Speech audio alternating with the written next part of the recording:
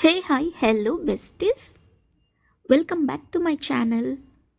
నా channel first time చూస్తున్న వాళ్ళు ప్లీజ్ ప్లీజ్ ప్లీజ్ సబ్స్క్రైబ్ చేసుకోండి, ఛానల్ సపోర్ట్ చేయండి. అండ్ రెగ్యులర్గా ఫాలో అయ్యే వాళ్ళు వెల్కమ్ బ్యాక్. ఇవాళ ఎప్పుడు చేసుకుండే కాకరకాయ లాగా కాకుండా సింపుల్గా విత్ ఇన్ 3 ఇంగ్రీడియంట్స్ లోపలే ఎలా చేయాలో చూపించేస్తాను.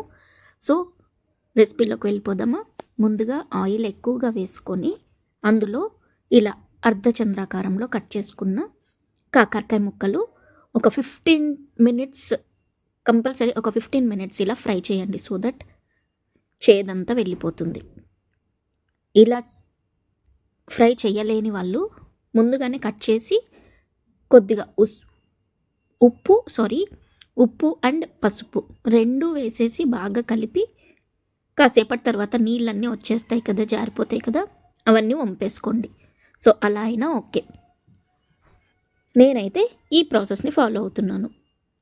ముందుగా కాకరకాయనన్నీ బాగా వేపుకొని ఒక 15 మినిట్స్ దాకా, ఆ తర్వాత ఇలా చిన్నగా ఒక పెద్ద సైజు ఉల్లిపాయ అయినా పర్లేదు, లేదా మీడియం సైజులో ఉన్న ఉల్లిపాయలైనా ఒక 2 తీసుకుంటే సరిపోతుంది. కాకరకాయ కొద్దిగా ఉల్లిపాయలు ఎక్కువగా ఉండేలాగా చూసుకోండి. ఇది క్వాలిటీ అండ్ క్వాంటిటీ, ఓకేనా. ఇప్పుడు అవి కూడా వేసేసి అవి కూడా ఒక 5 మినిట్స్ దాకా వేపుకోండి, అంటే అది బంగారు రంగు వచ్చేదాకా. ఎందుకంటే కాకరకాయ వేసిన తర్వాత మనం ఉల్లిపాయలు వేస్తున్నాం కాబట్టి కొద్దిగా టైం పడుతుంది వేపడానికి. సో నేనైతే ఒక 5 to 6 మినిట్స్ దాకా ఇలా ఫ్రై చేసుకున్నాను. ఆ తర్వాత ఉప్పు, కారం, కొద్దిగా ధనియాల పొడి అండ్ ఇవన్నీ వేగిన తర్వాత చివరిగా కారం వేసుకుంటే బాగుంటుంది. ముందే వేస్తే అది మాడిపోయి నల్లగా మారుతుందనమాట. సో ఇంకా ఆపేస్తాము అన్న ఒక 5 నిమిషాల ముందు వేసేసుకుంటే సరిపోతుంది.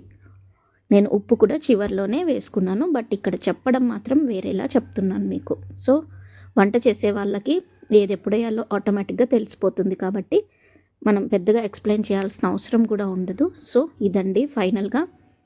కావాలనుకుంటే దీనిపైన కొద్దిగా కొబ్బరి పొడి వేసుకొని కూడా గార్నిష్ చేసుకోవచ్చు. నేను ఇంకా వేరే కరివేపాకు, కొత్తిమీర, గరం మసాలాలు ఏవి యూజ్ చేయలేదు. సింపుల్గా పోపు దినుసులు కూడా ఏ వేయలేదు, ఆవాలు, జీలకర్ర, అంతే అండి. సింపుల్గా ఒక 2, 3, 4 ఇంగ్రీడియంట్స్తో మన రెసిపీ రెడీ అయిపోయింది. దీన్ని మనం అన్నంలోకి కంపల్సరీ ఒక్కసారైనా చేసుకొని తినండి, ఓకేనా. వీడియో నచ్చిందా? సబ్స్క్రైబ్ చేస్తారా? దట్స్ ఇట్ అండి. మళ్ళీ ఇంకో వీడియోలో మళ్ళీ కలుద్దాం.